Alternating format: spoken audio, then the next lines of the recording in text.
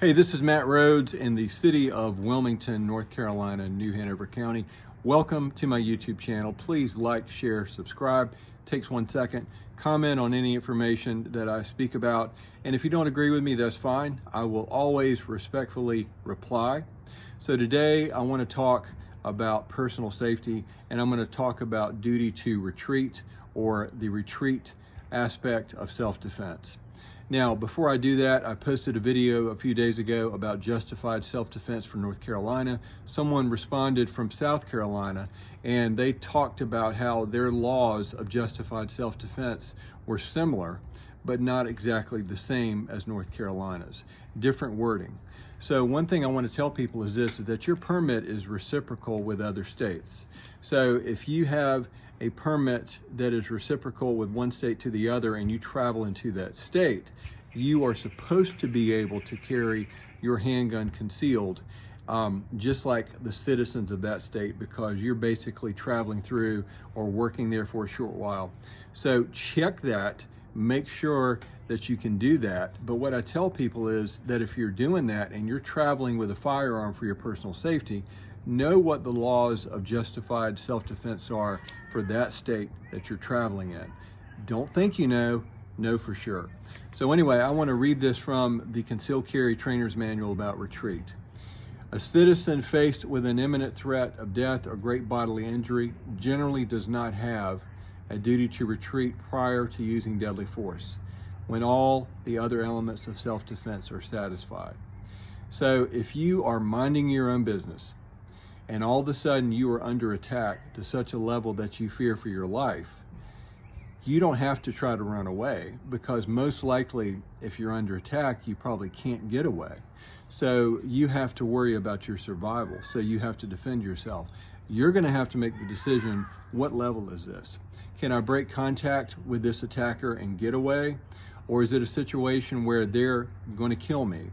And if I don't work with an equivalent force that meets that, I'm going to lose my life. That is something that you're going to have to decide. And that is something that you need to talk about with a certified instructor. This video is not me teaching you. This is me talking about the laws and procedures for North Carolina. So anyway, reading this on, it says, regardless, it may be advisable for a citizen to retreat to safety if feasible, as this may not only avoid the use of deadly force, but may also remove the citizen from a situation that could result in the loss of their own life. If you can avoid a conflict, do it. I don't care how well trained you are. I don't care what your level of experience is. If you can get away from a threat, that is your best and first self-defense. Okay, so avoid if at all possible.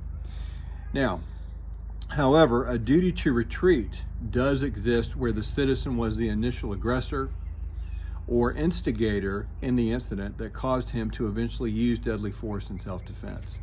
You can't start a conflict, end up using lethal force, and say self-defense. That's not the way the law is written. So be aware of that, because you started it, okay? You provoked the conflict. So be aware of that. All right, now, this is tricky.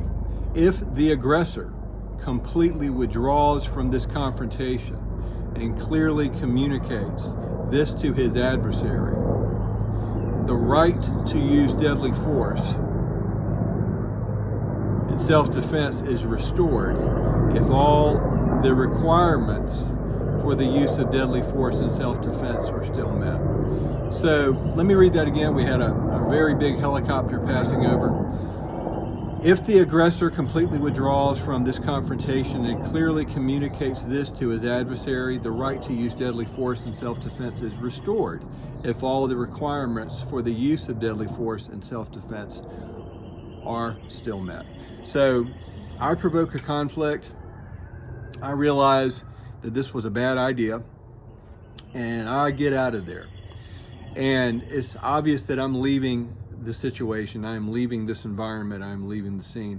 And then this person that I provoked the conflict with decides to come at me.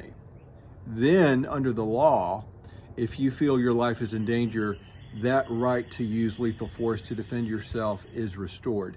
But do you see the problem there? Because ultimately you provoked that conflict. So I tell people, keep your emotions in check, avoid a conflict when possible. Let that be your first go-to. And also this, that if you have to defend yourself, do it to the degree that once you're able to break contact or stop that threat, that is when you stop, okay? And as always, let's say you have a conflict with someone and it goes physical and you survive it and the person runs away. Make sure that as soon as you are safe, contact local law enforcement and file a report about what happened. That you were at this location, you were attacked by this person matching this description, and they just fled the scene. You cannot cover yourself enough in those types of situations, because with self-defense, there's always liability. Anyway, this is Matt Rhodes in the city of Wilmington, North Carolina, New Hanover County, talking about the idea of duty to retreat and self-defense in North Carolina. If you have any questions or comments, post them. I will reply. Be safe this day.